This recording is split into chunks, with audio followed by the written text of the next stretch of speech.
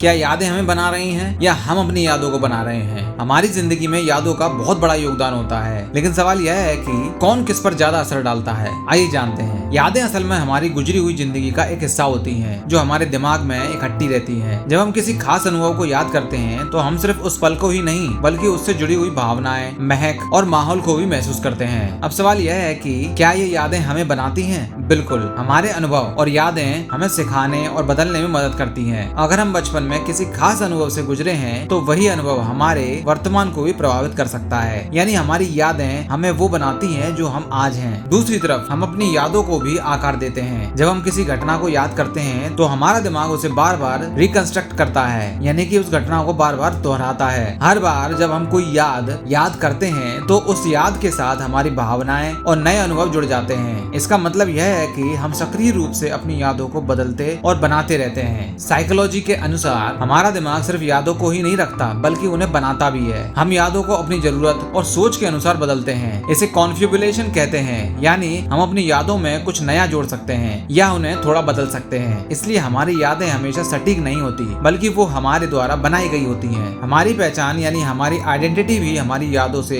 गहरे तौर पर जुड़ी होती है। यह हमारी यादों पर निर्भर करता है, लेकिन जैसे जैसे हम अपनी यादों को बदलते हैं वैसे वैसे हमारी पहचान भी बदलती रहती है। यानी हम अपनी यादें बनाते हैं और वो यादें हमें बनाती हैं। यह एक दो तरफा प्रक्रिया होती है।